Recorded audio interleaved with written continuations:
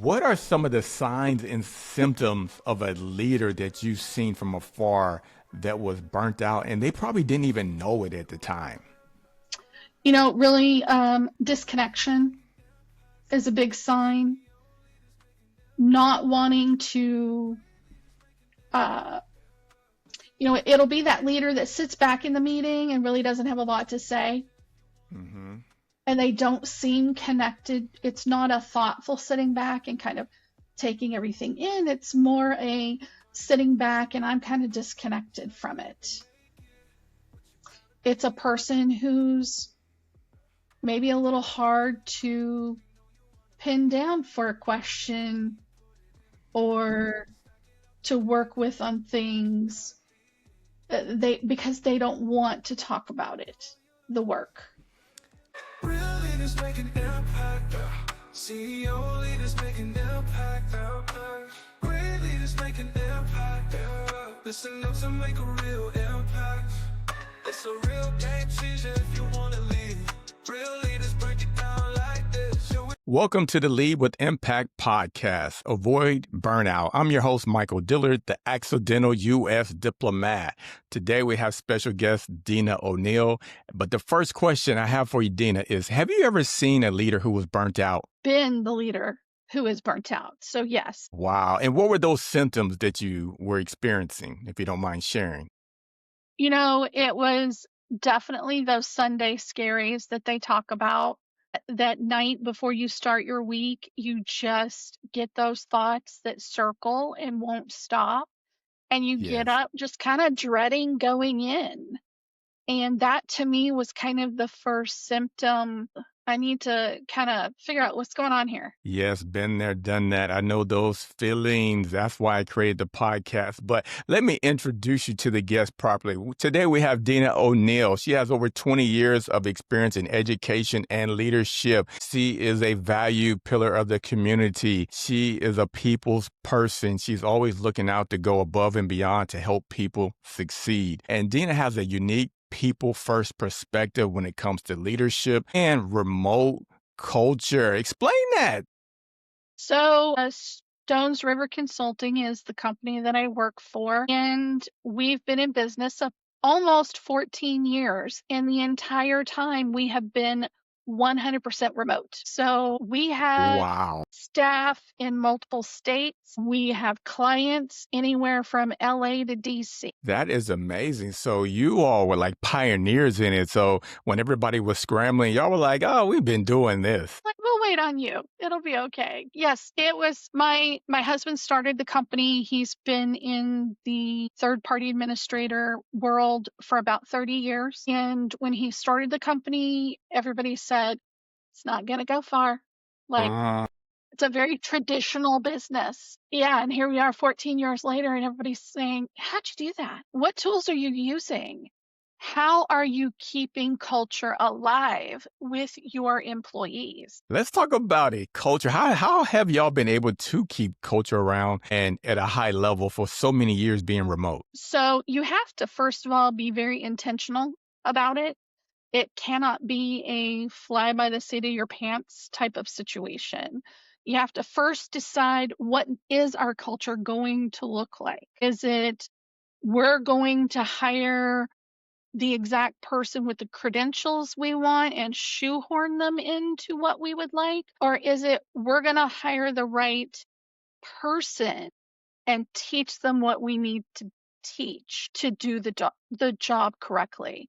And we decided we wanted to hire the right person that fit in, that embraced kind of this people first idea, this remote culture, because remote culture is not for everybody either. Some people really thrive on being in the office and having that structure, but then you have a lot of other people who really thrive working remotely. They need it quiet, they need in their own space, and it is something that really just works for them. So it was trial and error, honestly, as Okay. we worked our way through it, but we have a fantastic team now, and I feel like we've really been able to hone in on the type of culture we would like. That is amazing because that's something to spot on, especially honing in on the right person and understanding that some people have unique needs that might not be a good fit for working remotely. And you identified that right up front versus a lot of times people will be like, I want this skill. I want this person with these skills. It has to have all these check the box. And then you get Yes. them in and then they don't fit. So kudos to you all for that. How did y'all learn that? It was trial and error, honestly. We tried the first way of hiring people who checked the boxes in terms of certifications and such. And then we really learned that the ones who were going to stay a long time, the ones who were going to work well together, we had to really look at what they call those people soft skills, people who had that customer service ideal in their heads, the people who are willing to be part of a team that's not right there in person. That was really important. We could teach them the 4K stuff. That's teachable. We can't teach some of those intangibles though. And that's what we started to look for to bring to the table. We do have to make a point of staying in connection though with our remote people. We do that through a variety of tools. So we use Teams. Within Teams, you can have different channels. We have a random channel. That's the channel where we put our pets' pictures, our kids' pictures. We talk about what we did that weekend. Yeah. I might drop tidbits here and there about, this holiday's coming up. Here's a blurb about it. Or kind of that's our water cooler, so to speak. So that's been a great tool for us to use. We also have monthly meetings where we talk things out. And we've really had to show by example to our staff that when we say it's an open door policy and we want to hear your ideas, we really do mean that. And that is something you can say all day long, but until you show them, they're not going to believe it. Not at all, Dena. Seeing is believing. And as you was telling some of the stories, it made me remember a time when I was in South Africa managing a team during COVID. Everybody was dispersed amongst the country because I was managing a team of local South Africans. So when COVID hit, naturally, they needed to go back with their loved ones who might not have been in the city and spend time with them because it was really life or death situations. And at that point in time, we needed to be able to come together and we would do team, get to know me. Here are 3 things. Which one is not true? Who am I going to be in 20 years? Where's my dream vacation? And now you got a chance to see the people for who they are, not just as a work body. Yes, we do it on Tuesdays and Thursdays. We'll have a question of the day on Tuesdays and Thursdays. And that's where we've really had people's personalities come out and find out how funny some of our teammates are, how thoughtful they can be, how incredibly intelligent they are. It's a great way to see more of that person, not just an email or a Teams message. Yeah. Exactly. So talking about burnout, what are some of the signs and symptoms of a leader that you've seen from afar that was burnt out and they probably didn't even know it at the time? Really disconnection is a big sign. Not wanting to, it'll be that leader that sits back in the meeting and really doesn't have a lot to say and they don't seem connected. It's not a thoughtful sitting back and kind of taking everything in. It's more a sitting back and I'm kind of disconnected from it. It's a person who's maybe a little hard to pin down for a question or to work with on things because they don't want to talk about it, the work. Like kind of that whole procrastination of just, if I don't see it, it's not there. Yes. And staff pick up on that. They do. What has been a useful strategy that either you used or others have used to overcome burnout? One thing I do is every year I pick a different topic to purposefully educate myself on. So I'm constantly challenging myself to learn. And I came from a family where education is lifelong. That is how I was raised. So I find that keeps me really engaged because I'm being exposed to new ideas and thought processes. And that really keeps me just going and engaged in the conversations. Wow, that's amazing. So one thing I realized is that when I was in South Africa, I didn't realize how burnt out I was until I had coaching. I had an executive coach that asked me a couple questions. And from those sessions, I realized, wow, when you have somebody that's not tied to you, that's looking at the situation from afar, that you're able to question some of your thinking and your thought processes. And also, how are you impacting others and how are you really showing up? And once I was able to reset, I studied to become an executive coach. And I can tell you, Dena, my workload decreased by 20%. I was no longer checking my email at 6 a.m. and 8 p.m. because I had put in certain barriers and systems to block my time, but yet to increase productivity. Those barriers are so important. And that is something that we have found has been very attractive when hiring employees. We intentionally set boundaries such as on Fridays, when you clock out, you're clocked out. I'm not Yes, going to reach out to you with a question. It's going to wait. I'm going to schedule that email to show up on Monday. yes. Call them after hours. If they're on their lunch, they're on their lunch. If they've taken vacation, goodbye. You're not here during your vacation. And that means you're truly not here.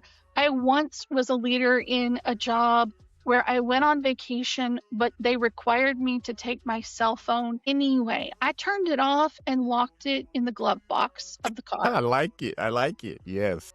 Because I was so overwhelmed. I had to disconnect. I had to. And we show that also by example. So when we, the leadership in our company, take vacation or time for certain reasons, we tell the staff we're doing it. We disconnect. We're not lurking behind the scenes. When you do that, you kind of are telling your staff, I don't trust you to Yes. The micro disconnect. signals. And Yep. that has an impact on them and their trust with you. Leading by example and disconnecting ourselves during those times. And it's something that our staff has said, like, that was really important that we did that. And once they trusted us to actually do that and set those boundaries and mean it, things just really opened up with our team. We have a monthly staff meeting, and I actually talked about boundaries in the staff meeting and said, hey guys, here's a research study that I read about. It showed if you disconnect the first 30 minutes of your day and block that time, you are actually more productive the rest of the day. Block that time, go over your schedule, answer priority emails, don't take any calls, don't answer any messages on Teams, set that time aside. We want you to do that. And it was almost Amazing. a reaction of, hey, Yep. Yep. Like, really? Are you just saying that? Are you messing with me? but it's true. I mean, I told them, I said, if you look at my calendar right now, and they can see my calendar. If you look at my calendar right now, every single day, my morning is blocked off for 30 minutes, first thing. That is great. You know, something, it reminds me, I was working in Democratic Republic of Congo. And at one point in time, Dena, I did something unthinkable. I shut the office down for 1 hour every Thursday because I noticed something. I realized that I would send an email, and then when the person responded back to me, I'd see a misspelled word. I'm like, what? How am I misspelling basic words? Then I researched it and I realized I was suffering from hurried sickness. I was always in a hurry to respond. And I realized, according to the research, when you're always in a hurry, you start making basic, simple mistakes. Yes. Then I said, what can I do? I said, I need a break. My staff needs a break because every 10 minutes I would look up and I would see somebody walking down the hallway and stand over one of my employees' desks and have a question. And yet alone, they just sent them an email 20 minutes ago. Like give people time to do the research, give them time to do the work. So I shut the office down for 2 months for an hour every Thursday, and the work improved. I was amazed. Leadership was amazed by this. Yes, absolutely. We see that also, when our staff has met a major deadline, we're remote. I'm not going to do a pizza party. Everybody hates having a pizza party as your reward.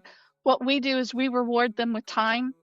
Mm-hmm. And so they get like a free half day or a free whole day, depending on how we met that deadline and what deadline it was and everything. And then they get to use it anytime they want the rest of the year. It's up to them. So I'm not saying it must be this day. They really, really like that. And that's been also very beneficial in productivity because it says, I see the hard work you did. I acknowledge the hard work you did. Yes. And here is something in return from us to show our appreciation. It's showing powerful. empathy. It's showing empathy. Empathy is needed. And I learned that lesson the hard way. I was all about the numbers at one point in time. Like we got to have these benchmarks. We got to hit these metrics. And I was hitting the numbers. I was hitting the metrics. But then my staff, they was looking at me like, yikes. They wasn't feeling me. And then basically I got 360 feedback, and which is good. I love it when a leader can get 360 feedback because now you're able to hear from others from a different view of point. And the 360 feedback said, Michael is knowledgeable. Michael knows his stuff. However, Michael needs to be a little bit more sympathetic and caring. And when I realized that and got that feedback, I adjusted. I started walking around. What are you going to do this weekend? Oh, I'm going to the birthday party. Oh, my child has a game, or I'm studying for X, Y, and Z. On Monday morning, Dena, I'll be like, oh, how was your trip? How was your daughter's birthday party? It changed the chemistry within the office because now people felt like I really cared about them instead of overcoming and being like, it's all about the work. It's all about the work. It's all about the work. I send what I call happy mail, which Okay. is, it could be a postcard. It could be, I had these little figurines that had a little card with it that, basically said, every time you see this, I hope you have a great day. It could be anything like that. And I will randomly send it to staff just out of the blue. Okay. And I cannot tell you how many times somebody's messaged back and said, it came today and you don't know how much I needed that. Ooh, powerful. Powerful. Yeah. Yes. You have lots of experience. So give us something. Name of the podcast is Lead with Impact, Avoid Burnout.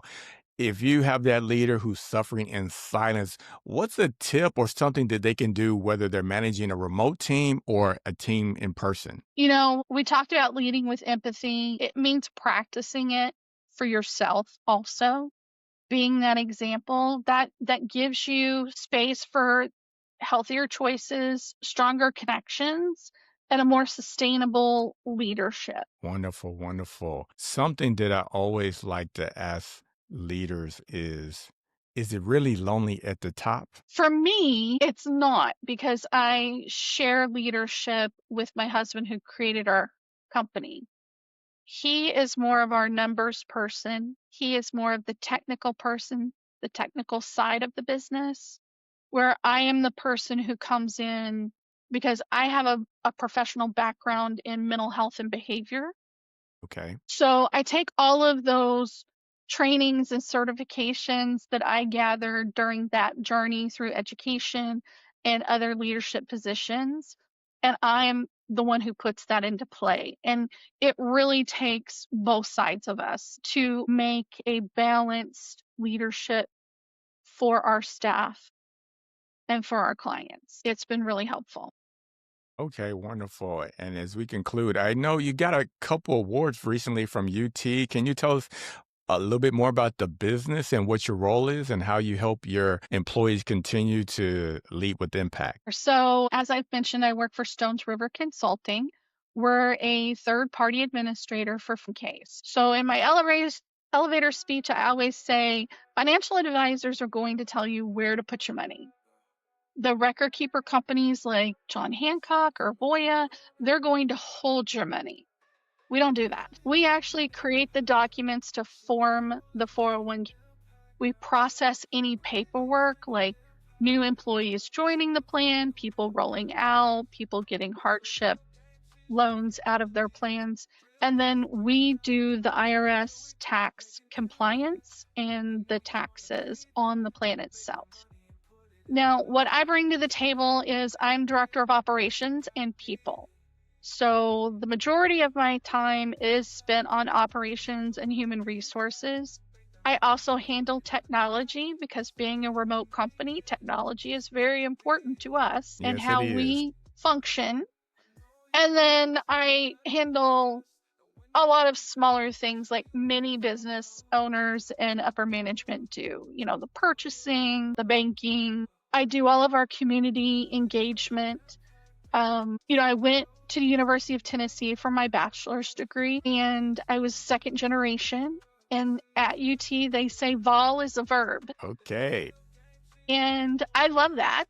Mm-hmm. And so we do a lot within the community because to us, if we start by showing our support of our community in a variety of ways, saying we care about you, let us help you in this way or that way. When we have a client come to us and they're looking at hiring either us or another company, and maybe that other company doesn't do much within the local area, but they see we really care about our community, that tells them we really are going to care about them as a client also. And so it gives an edge, but that community engagement is very important to our corporate culture. So we usually do a poll at the beginning of the year with our employees and ask them, what nonprofits do you wish to support? Okay. And go based on their leadership of where to go. But also we offer our employees a paid volunteer day that they can use anytime during the year. Okay, To wonderful. go volunteer in their community. I can imagine after this recording, you're going to have so many people reaching out, wanting to work with you or under your leadership. You're going to have companies trying to tap your brain. How can people get in contact with you? The best way is to really connect with me on LinkedIn because that's where I share about leadership, remote culture, and building people first organizations. So that's going to be really the best way to reach out to me. They can find me at Dena O'Neal. And I do like to say the O'Neal does not have an apostrophe. My father-in-law used to say they were too poor at Ellis Island to afford that apostrophe. I like it. I like it. I like it. I love it. Folks, we have had a tremendous and wonderful time with Dena. Make sure you hit the like, share, and subscribe button. Make sure you follow her on LinkedIn and leave a comment letting her know what you value most from this particular episode. Dena, any last comments or statements or famous quote that you would like to leave with the guest? Just really look at who you're working with. Don't view it as who is working for you. Having that mind shift has been vitally important in our relationship with our staff and promoting that team culture. If we view them as teammates, then they really view each other as teammates too. It's just a great circle of support. Real leaders making impact. CEO leaders making impact. Great leaders making impact. Listen up to make a real impact. It's a real game changer if you want to lead. Real